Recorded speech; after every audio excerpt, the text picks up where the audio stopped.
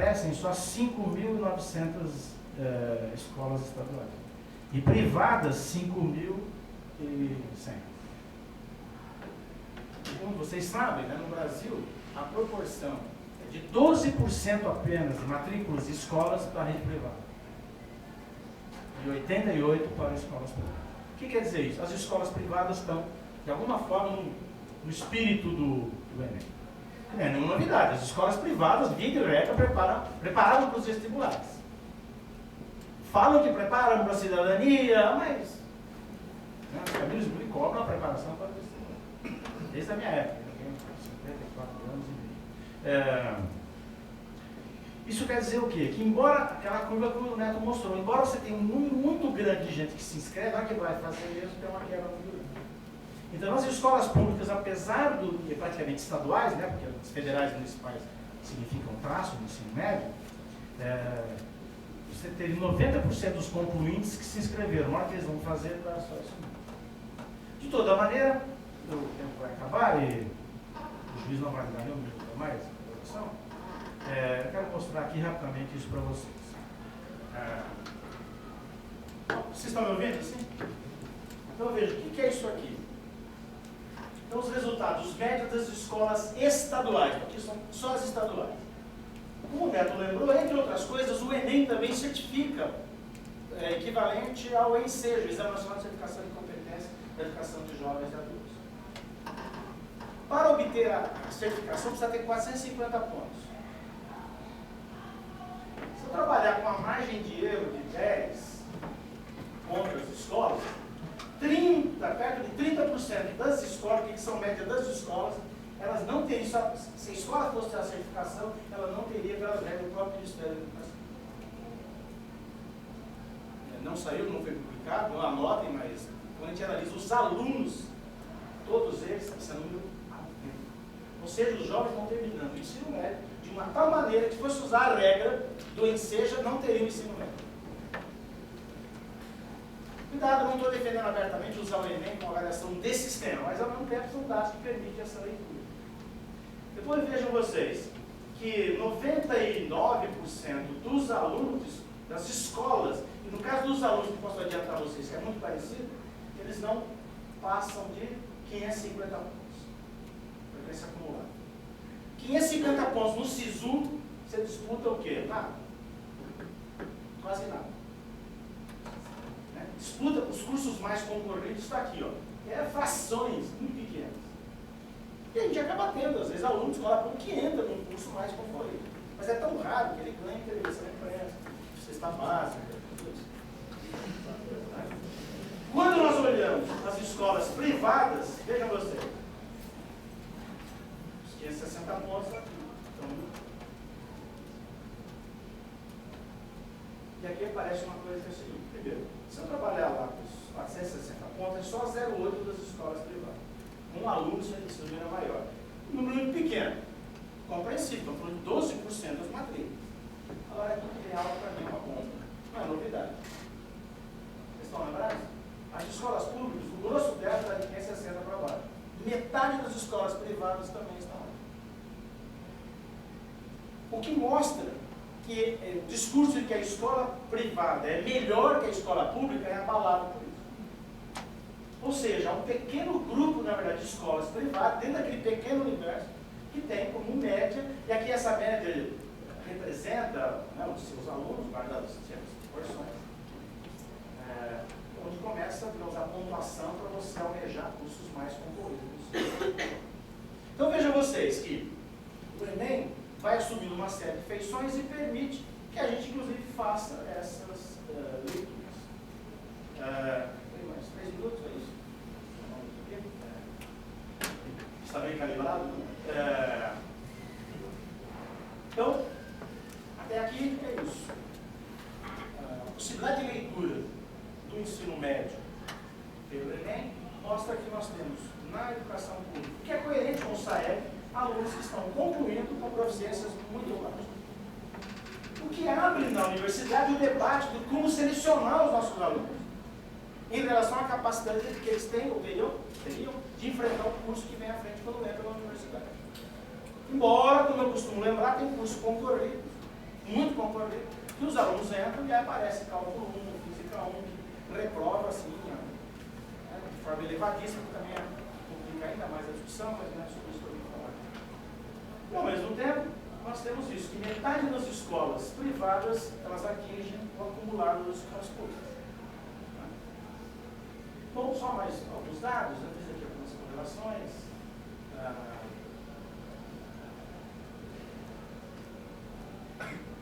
Bom, aqui uma coisa interessante é o seguinte. Você sabe que o Enem tem uma nota de redação. Então a gente faz uma correlação entre a nota de redação, média das escolas, e a média, por exemplo, em linguagens, olha a correlação como é altíssima. Eu não estou defendendo que não seja importante ensinar a redação, não é isso. Mas para um processo seletivo, ela seria dispensável. A discussão é, se tirar do processo seletivo, as escolas vão ensinar? Relacionada à pergunta. Mas do ponto de vista matemático, é compreensível. Quem vai bem em redação, vai bem em linguagem. Quando a gente olha matemática e linguagem, olha a correlação, ela sobe. Tudo bem que o menino que só gosta de matemática, sonha com os números, não sei o quê, tal, joga no cavalo, todo, que viu aqui no sonho. Mas é raro isso. A regra é, mesmo no final do ensino médio, quem vai bem em linguagens, vai bem para vir matemática. E vice-versa. E essa correlação, ela vai aparecer também nas outras disciplinas, de tal maneira que, para concluir, do ponto de vista da operacionalização, nós temos mais um dado que o Enem, digamos assim, faculta pelos seus resultados, sem transformá-lo efetivamente, sem defendê-lo efetivamente como avaliação de sistemas, mas ele permite leituras da realidade das escolas. Então, para terminar mesmo, de toda forma, é isso. O Enem ficou hipercarregado, hiperpolitizado, de tal maneira que é difícil discutir, nem sei se eu tivesse mais tempo de capacidade para fazer tudo.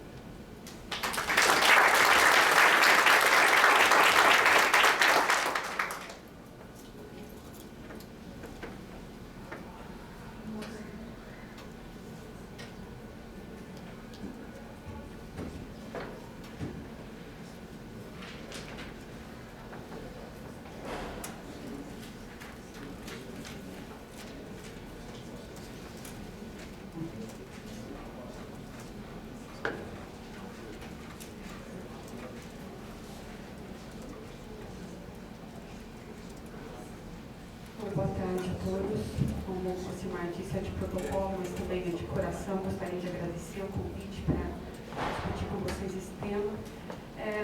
Quando a Márcia me convidou, ela disse que seria um debate sobre o Enem, mas sendo o Enem um exame do ensino médio, eu me permiti vir aqui examinar o próprio ensino médio e as mudanças que estão sendo almejadas, planejadas ou votadas até em relação ao nosso ensino médio. Tá? Então, vocês me desculpem, a minha fala talvez vai destoar um pouco do que vem sendo discutido até esse momento, mas acredito que seja unicamente porque eu vou olhar para aspectos que estão anteriores ao Enem.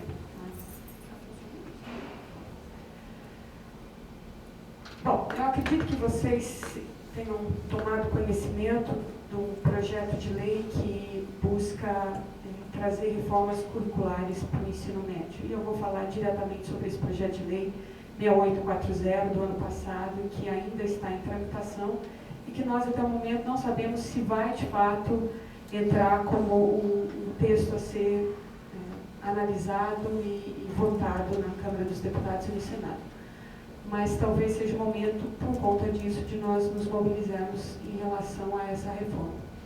A primeira questão que me vem à mente é por que uma reforma? Né? Essa reforma do ensino médio, ela está ancorada em quê? São questões de ordem política, de ordem educacional ou de ordem econômica? Quando a gente olha para essa suposta reforma curricular do ensino médio, eu vou me referendar nas diretrizes curriculares do ensino, da educação básica, me desculpe, mas voltadas para o ensino médio. E nesse texto das diretrizes curriculares para o ensino médio, a gente consegue ler esse parágrafo. O Brasil vive, nos últimos anos, um processo de desenvolvimento que se reflete em taxas ascendentes de crescimento econômico, tendo aumento do produto interno bruto ultrapassado a casa dos 7% em 2010. Evidenciam-se, porém, novas demandas para a sustentação desse ciclo de desenvolvimento vigente no país. A educação, sem dúvida, está no centro dessa questão. Quando eu leio isso, que a justificativa das diretrizes curriculares nacionais para a reformulação do ensino médio, eu não acho aqui elementos educacionais pautando a necessidade dessa alteração do ensino médio. Eu vejo muito mais elementos de ordem econômica como necessários para a reformulação do ensino médio. Não que isso não seja justo, acho que é bastante importante. Mas talvez fosse o fato da gente olhar para essa educação básica. A gente sabe que a educação básica, ela está, no Brasil, nesse momento, aquém do esperado. Eu acho que os dados que o Ocimar nos trouxe nesses últimos slides bem comprovam essa ideia, né? E a que isso se deve? Se a gente olhar para essas avaliações, sejam as internacionais ou as nacionais, a gente encontra, sim, determinados indícios do porquê destes problemas. Mas muitos dos porquês desses problemas não estão só associados aos nossos alunos. Eu acho que a gente tem que começar a pensar também em questões que são do âmbito da própria escola. E se a gente olhar para o SAEB, por exemplo, o SAEB nos dá condições de perceber um pouco como é que a infraestrutura e os recursos humanos das escolas influenciam nessas avaliações. Né? Então, o que é esperado do ensino que a gente oferece nessas escolas? Né? O que a sociedade espera da escola? O que a indústria espera da escola? E o que nós esperamos da escola? Eu coloquei aqui a sociedade e a indústria, me pautando também naquela justificativa que vinha das diretrizes curriculares, mas também por conta da minha própria formação. Quando a gente fala em física, a gente espera desenvolver uma população que seja capaz de chegar aos cursos de engenharia, aos cursos de ciências e que, portanto, estariam vinculados de uma maneira ou outra a essa indústria. Mas o Ocimar bem colocou, a gente nunca viu, em momento algum, uma entrevista de um processo seletivo para ingressar numa carreira que se fosse pedida a nota do Enem que você teve há anos atrás. Talvez no futuro isso possa acontecer. De toda maneira, acho que é um ponto que a gente precisa colocar em pauta. Essa mesma diretriz curricular da educação básica, ela vai dizer ainda lá no texto do ensino médio que a educação básica tem por finalidade desenvolver o educando, assegurar-lhe a formação comum indispensável para o exercício da cidadania e fornecer meios para progredir no trabalho e nos estudos futuros. Eu, de verdade, não sei o que seria essa formação comum, e eu não sei se a gente consegue estabelecer o que deveria ser o comum num país tão diverso, com perspectivas tão distintas, a depender do estado, a depender da cidade, a depender da localização que o nosso aluno tenha e das oportunidades que, a princípio, ele almeja. Não quero dizer aqui que ele deva sempre almejar aquilo que ele almejava no início do seu ensino médio, mas o que é comum? O que é que a gente quer formar com esses alunos? Quem são os alunos que nós queremos formar? E aí eu venho com outras questões que estão associadas a isso. Né? Como garantir esse desenvolvimento da cidadania na escola quando o próprio âmbito da escola se respeita princípios básicos da cidadania? E acho que todos vocês que já foram um momento ou outro para a escola sabem do que eu estou falando. Né? É professor que é agredido por aluno, é aluno que não tem respeito pela direção, pelos professores, é material que demora para chegar na escola, isso inviabiliza trabalhos que os professores vão fazer.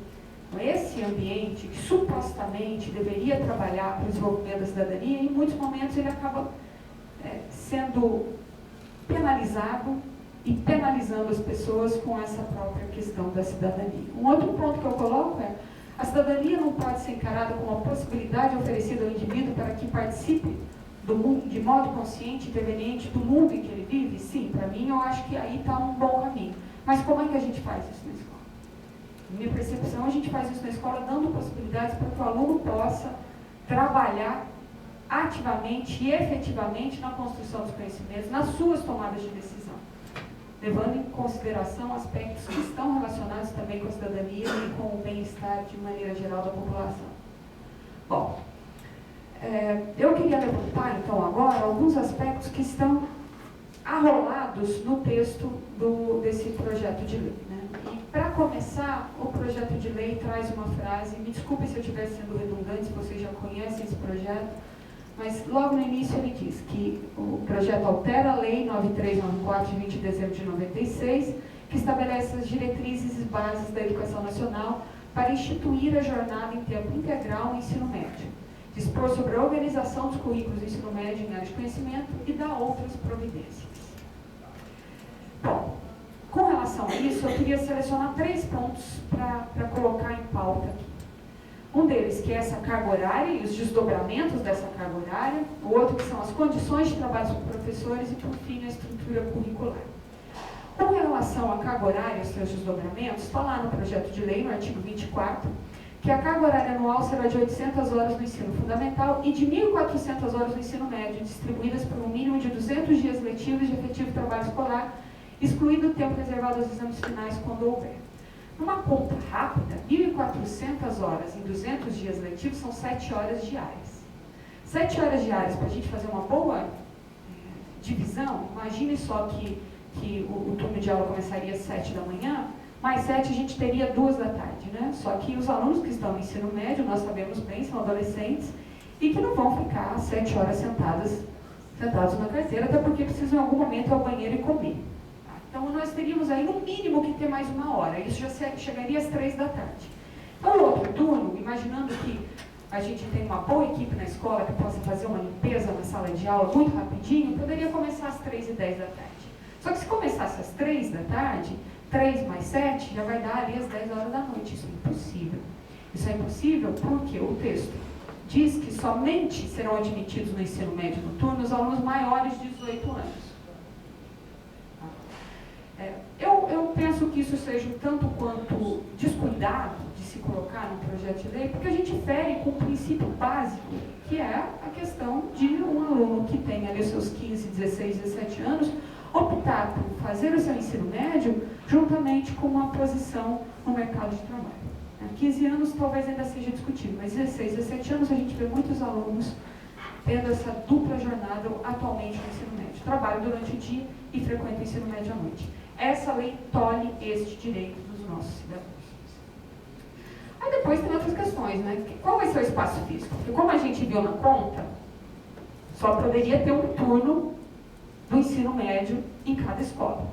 E muitas escolas a gente sabe que trabalham em 2 ou 3 turnos oferecendo o ensino médio.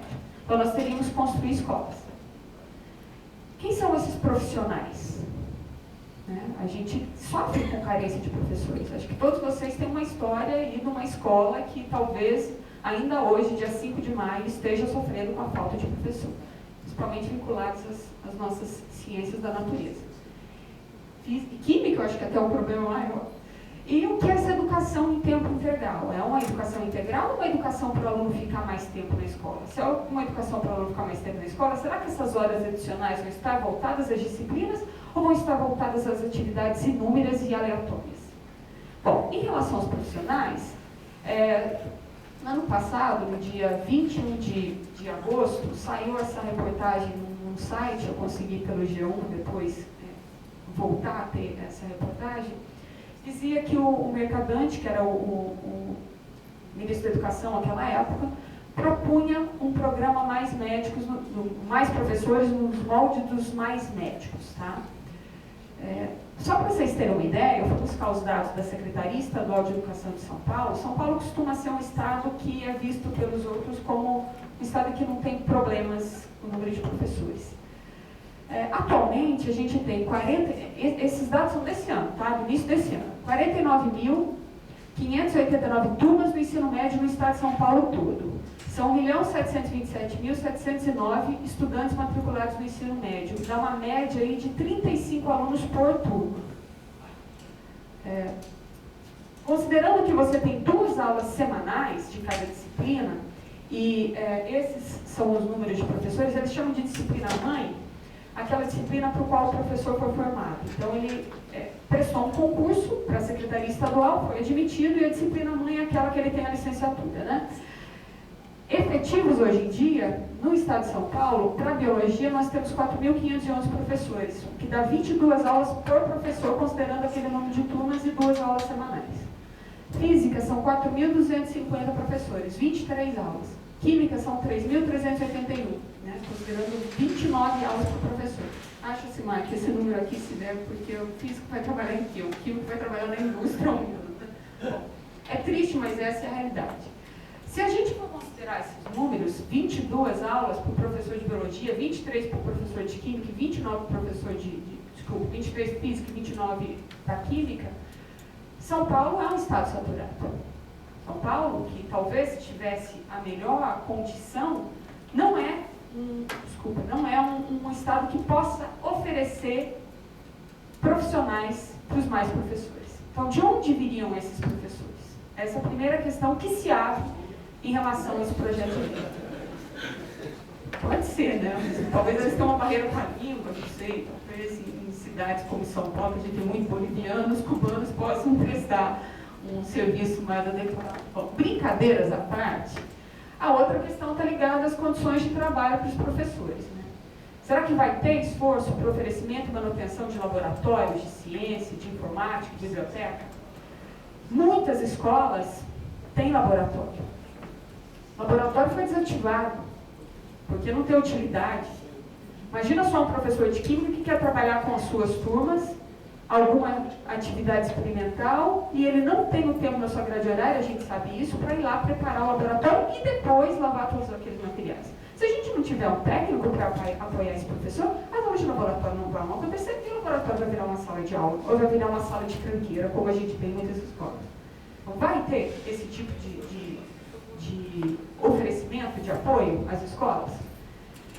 Nós vamos ter esses profissionais aptos a auxiliarem a atividade docente, por isso, para o profissional apto, eu digo não só o técnico de laboratório lá para o cara da química, da física, da biologia, mas também o bibliotecário, o coordenador pedagógico, que possa ler os dados do Enem e do SAEB e ajudar os professores a planejar suas aulas. Esses profissionais estarão nas escolas ou estarão nas diretorias de ensino? Isso não é mencionado.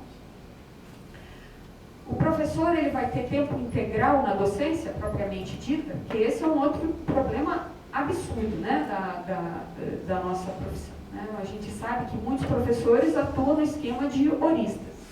E se a gente fizer uma relação muito simples com o profissional de nível superior, o profissional de nível superior entra no seu trabalho, desempenha a sua função por 8 horas diárias e vai embora para casa. O professor desempenha a sua função por 8 ou mais horas diárias, quando chega em casa tem que planejar a aula no dia seguinte, tem que corrigir trabalho e prova.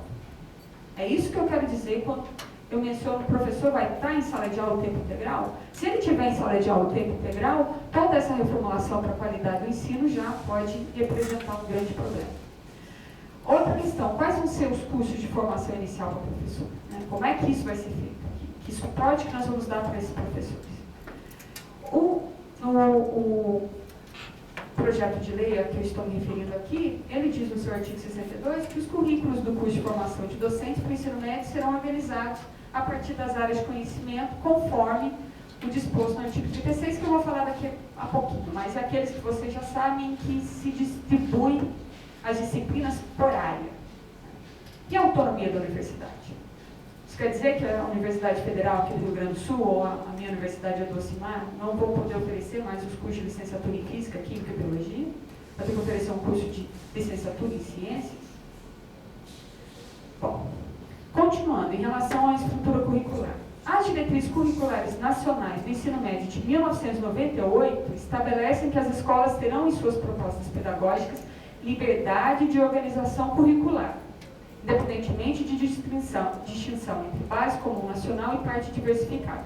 As diretrizes curriculares nacionais de 2013 não mencionam essa liberdade e já nos dão um ensejo de que eles estavam preparando naquele momento o caminho para esse projeto de lei que estabelece os currículos dessa forma, em áreas de conhecimento: linguagens, matemática, ciências da natureza e ciências humanas, que nossos colegas da matemática estão um pouco privilegiados aqui, né? Agora nós, da ciência da natureza, temos um grande abacaxi nas mãos.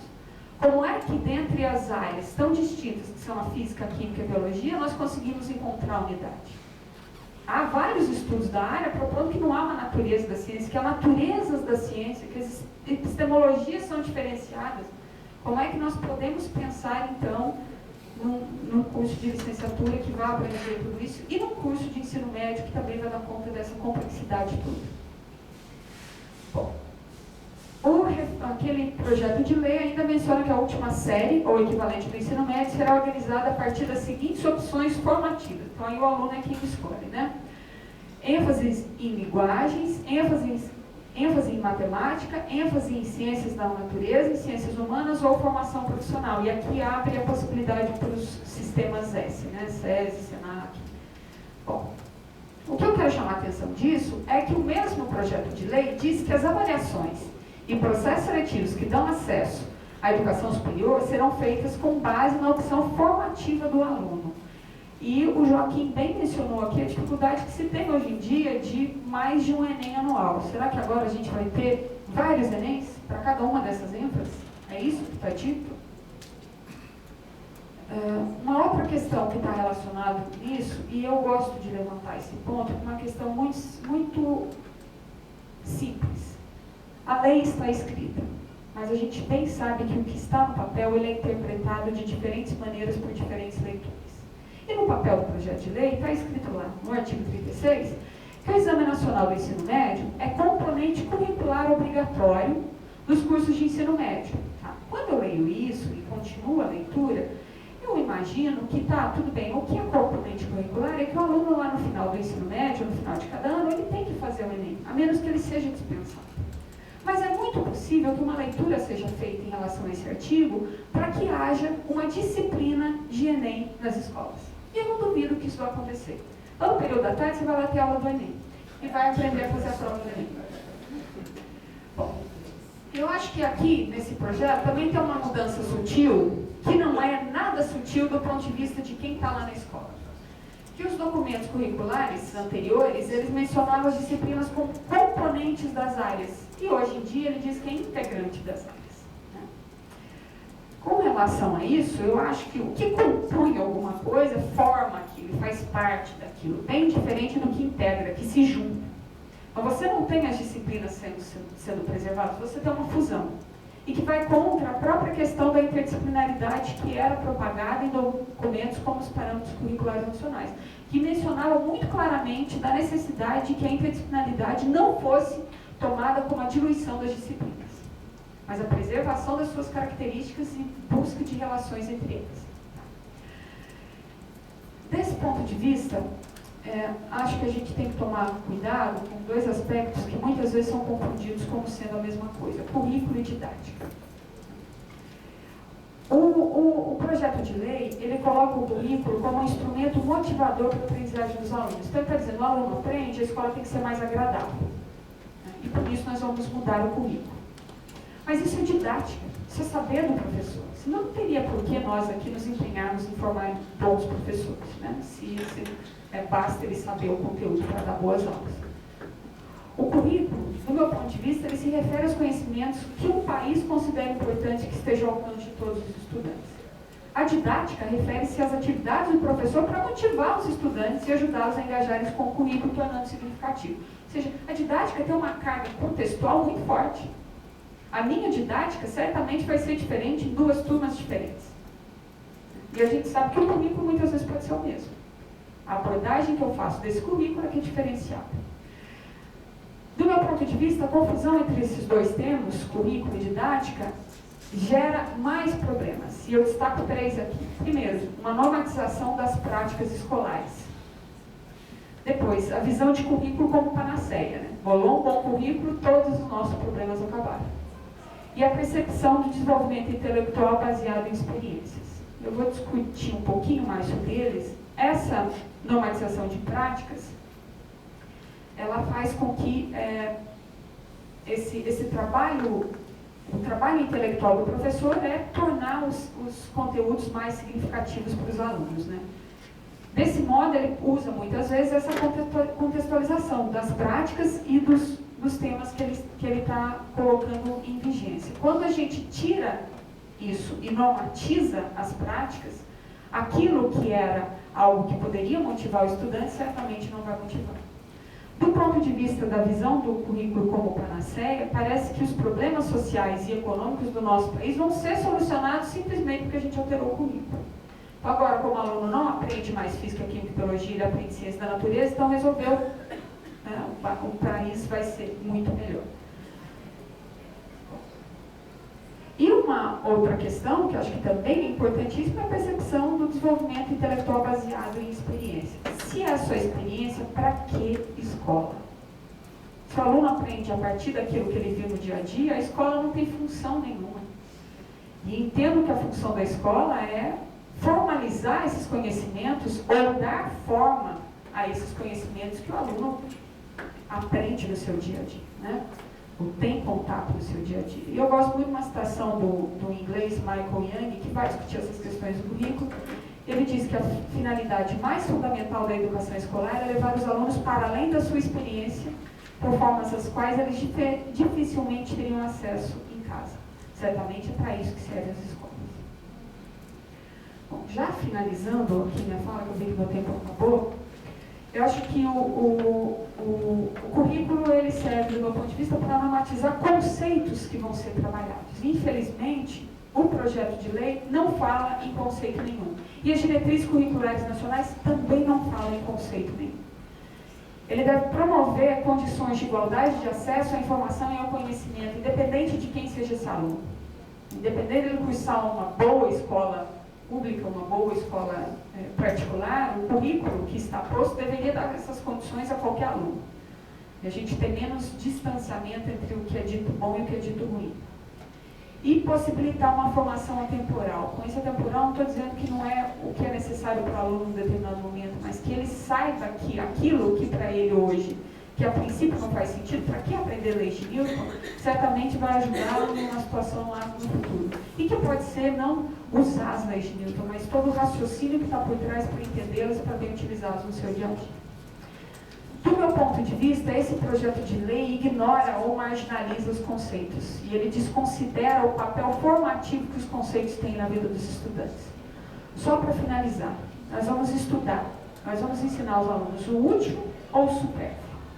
É aquilo que ele precisa para fazer a prova do Enem, para conseguir um cargo em determinada empresa, uma empresa qual ele esteja concorrendo. Ou a escola serve também para dar uma formação que a princípio ele não reconhece, mas que no futuro vai fazer toda a diferença. Vai permitir selo aquele cidadão que os documentos dizem. Eu entendo que a utilidade é temporal. E a escola não quer isso. A escola, pelo menos do meu ponto de vista, pode estar redondamente enganada, ela quer o refinamento intelectual e cognitivo dos alunos, para que nós possamos ter uma sociedade mais consciente e mais humana. Bom, eu acho, impressão pessoal, que um dos grandes problemas da escola hoje em dia é que ela forma para si mesma. Ela forma para os alunos fazerem a prova de um determinado professor ou para fazer a prova do Enem. E o projeto de lei 6840 endossa isso e pede que isso seja feito de maneira mais incisiva. Então, ao invés de garantir e propiciar voos mais altos dos nossos estudantes, o que a gente vê na escola hoje em dia e o que a gente vê no projeto de lei é uma escola que pode, com certeza, alienar os nossos alunos. Porque ele vai fazer o Enem e depois ele vai jogar tudo fora. E a gente quer que ele use aquilo no dia a dia dele. Aqui eu encerro a minha fala. Obrigada.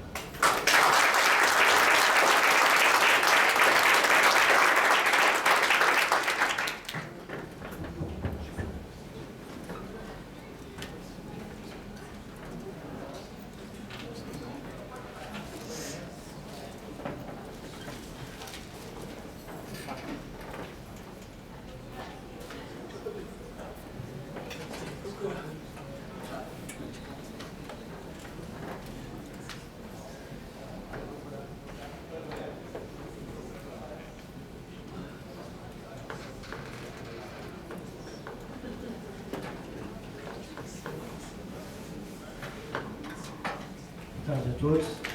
Quero agradecer inicialmente ao Prograde, a Márcia e a Suzy pelo convite para estar aqui com vocês hoje à tarde.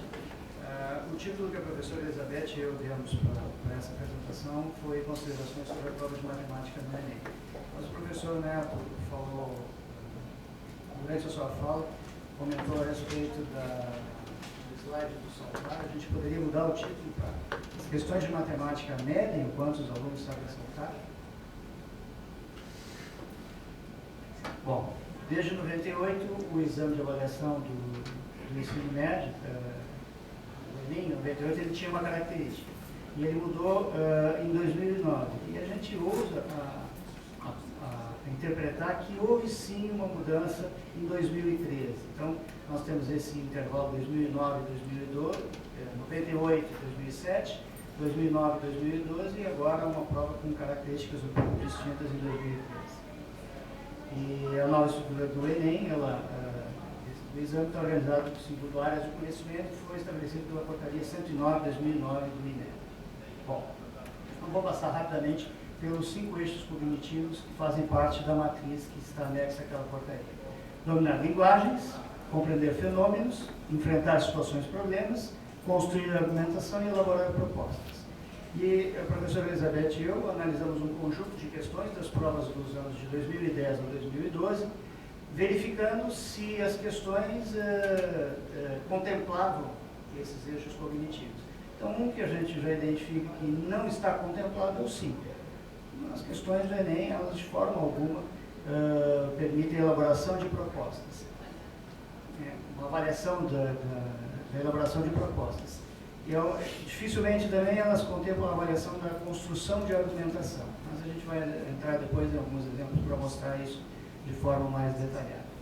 Bom, para cada uma dessas das áreas do conhecimento, ele é desdobrado em habilidades e competências. Nós vamos mostrar rapidamente aqui as habilidades e competências para a matriz da matemática. Então, a primeira competência da área 1 seria construir significados para os naturais, utilizar conhecimento geométrico. Na segunda, construir noções de grandeza e medidas para a compreensão da realidade e solução de problemas cotidianos. A 4, construir noções de variação de grandezas para a compreensão da realidade e solução de problemas do cotidiano.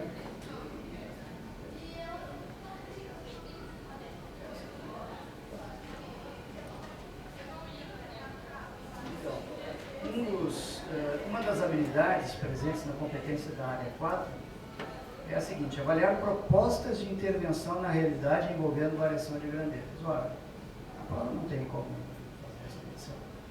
Então é uma das coisas que estão preconizadas nos documentos, mas a prova não atinge esse objetivo. Modelar e resolver problemas.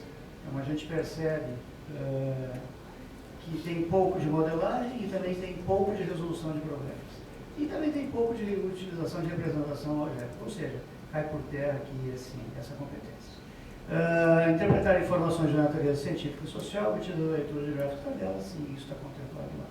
Compreender o caráter aleatório. A gente não pode afirmar que é possível compreender o caráter aleatório pela resolução das questões do Enem, mas vamos mostrar exemplos. Bom, então esse aqui é um da prova de 2010, nós pensamos algumas questões, embora tenhamos feito análise de todos os itens desses 3 anos e mais um trechinho de 2013.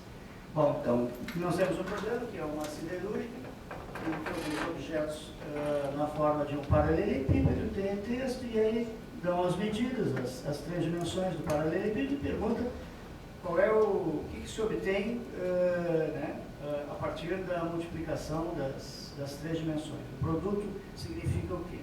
Ora, não é preciso ter o contexto da siderúrgica para que alguém consiga resolver essa questão. Bastava, se quisesse avaliar, você sabia o que era volume, colocar um paralelepípedo, não precisava nem colocar números, e perguntava o que dava. Tá? É um contexto bastante artificial. E isso se repete muito nas provas desses 3 anos. Tá? Outra coisa, isso é um problema? A segunda questão, de novo, um contexto assim bárbaro, né? Uma festa em que tem 2 cálices de champanhe, quebraram alguns de uma forma, eles vão ter que utilizar um outro. Tá? Vocês estão rindo? Pô, a gente está falando sério. Bom, então assim, então tem essa questão do contexto artificial, então de novo se repete esse tipo de problema. Às vezes questões com um texto extremamente longo. E aqui tem um outro problema. Foram dadas as 2 formas. Tudo bem, não foi dada a fórmula do hemisfério. Eu teria que reconhecer que o hemisfério seria metade do volume da esfera. Mas essa é uma informação que precisa ser dada pelo aluno. O que a questão pretende avaliar neste caso? Quando a gente trabalha com fórmulas, aí eu estou pensando na formação dos nossos alunos do curso de licenciatura em matemática da URGS. Quando se trabalha com fórmulas, a gente não trabalha para que eles decorem. Isso pode até ser uma consequência do trabalho, mas o objetivo, o principal, não é esse. tampouco se trabalha apenas de forma que as fórmulas sejam aplicadas. Ou seja, nós pretendemos que essas fórmulas sejam construídas. E aí seria desnecessário. Se for construído, não é desnecessário ter essa ajuda para a memória do estudante. Bom, aqui nós temos de novo um outro problema, um problema que envolve uma álgebra relativamente simples. De novo temos um contexto que é irrelevante. Poderia ter sido utilizado qualquer outra coisa, inclusive só geometricamente, para que ele avaliasse. No entanto, para além dessa questão do contexto, foi observado que a área do retângulo maior ali é dada pela expressão 5 menos x que multiplica 3 menos y. É desnecessário isso. Essa informação não precisaria ter sido dada para o estudante. Ele poderia ter chegado a essa conclusão e, portanto, ter chegado à solução do problema sem que tivesse sido dada uma espécie de ajuda, uma dica para ele de como proceder. Então, é beneficiado o candidato que, ao invés de ler cuidadosamente o enunciado, identifica rapidamente as pistas dadas no enunciado e nas ilustrações. Ou seja, é uma prova que tem muitas pistas. O sujeito não precisa saber matemática para resolver muitas questões da prova do Enem. Mas se ele souber resolver questões mais ou menos formatadas, que a colega estava falando a respeito de escolas que talvez no futuro tenham o período do Enem, que futuro? Já vivemos ele, já existem escolas que fazem isso. É o momento da preparação para o Enem. Na forma de oficina, na forma de, enfim, do contraturno, mas já existe esse tipo de coisa. Bom, uma solução pode ser obtida apenas descartando hipóteses do sujeito, não precisa saber a resposta, mas sim saber descartar. É uma habilidade interessante, saber descartar é uma questão errada, uma alternativa errada.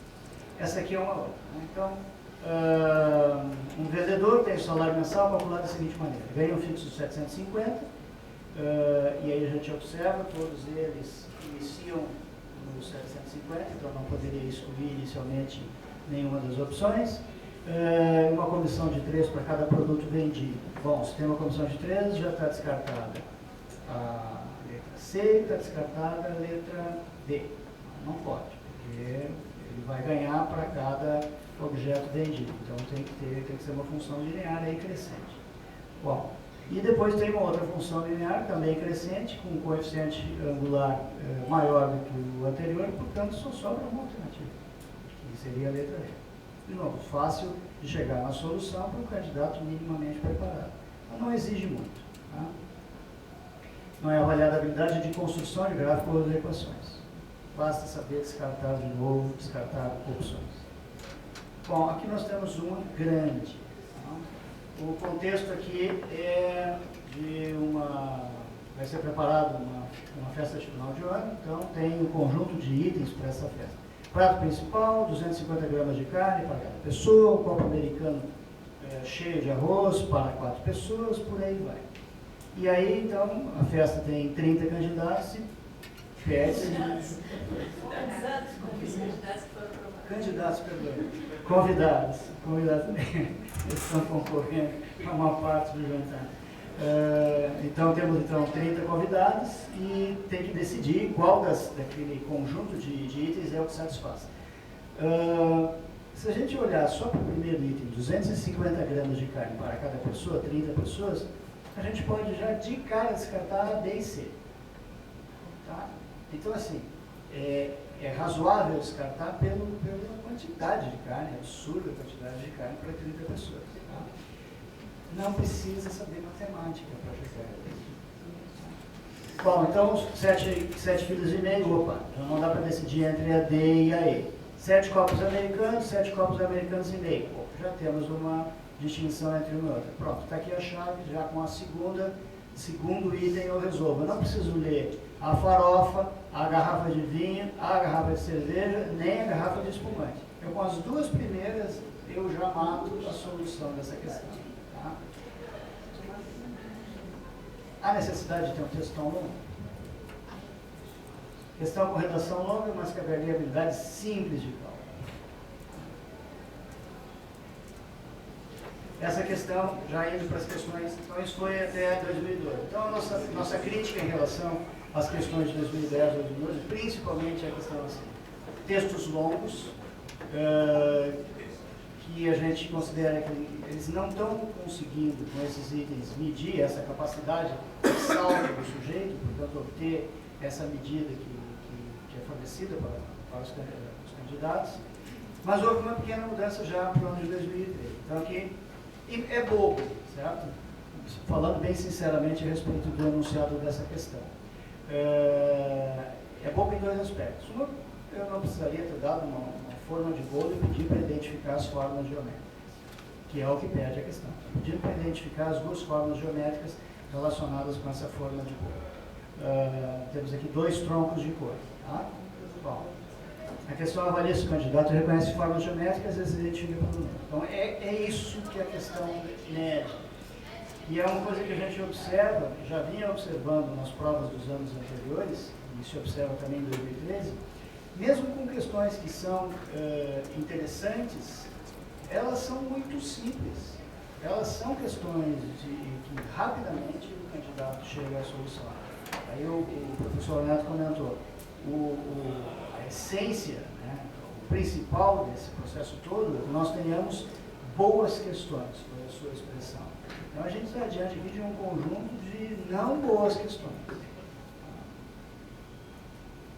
Essa já é uma questão bem interessante. Temos uma gangorra, ou seja, não é tudo que está perdido, a maioria está. Matemática.